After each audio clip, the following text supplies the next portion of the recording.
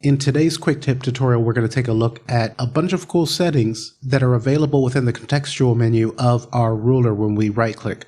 So bear with me, you may see a couple of things here that you may have forgotten about or never knew that can be a game changer for you with your workflow. So again, what we're just doing is right clicking on the ruler at the very top. Now for the very first item we have loop active, so if I just go ahead and click on that, we can see that our loop region now becomes active, and this is just going to continuously loop over and over. Now you probably already knew that we have that button here to activate and deactivate the loop in our transport at the bottom. We can also use the / on our QWERTY keyboard. Now coming back to the ruler and right clicking again, we have a loop follows selection. We have a shortcut key if you prefer that. I'll go ahead and click once to activate that, and then now whenever I select a MIDI part or an audio event, we can see our loop region is going to move to that selection.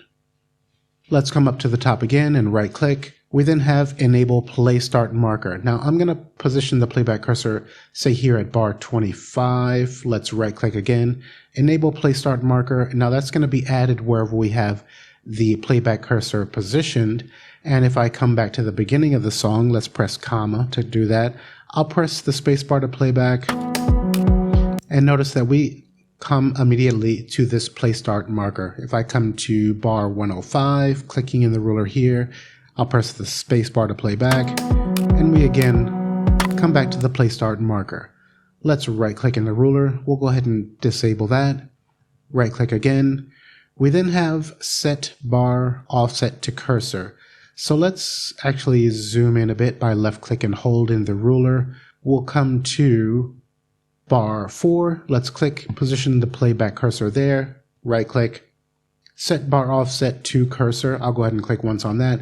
Now we can see that we are starting on bar 1 here, and then as we move to the left, we're going to be moving into a negative grid setting. Now if you'd like to undo this, let's control comma to bring up the options menu. We'll come down to the session setup, and then here we have timeline.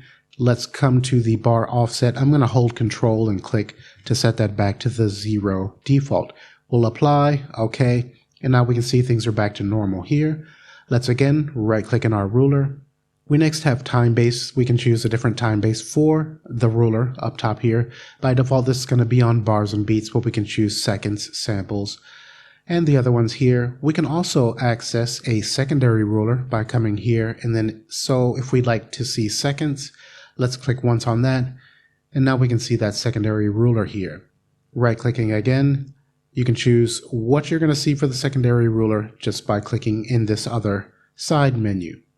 Now next in line we have fit timeline to contents, and you can see that we're zoomed in pretty close within our session, so we can click on this fit timeline to contents, and then we can see all of the parts that are contained within our session.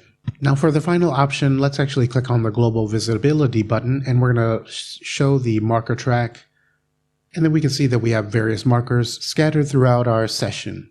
Now let's right click in the ruler, and we can see we have a corresponding list at the bottom of this menu where we can click on to jump immediately to that marker position.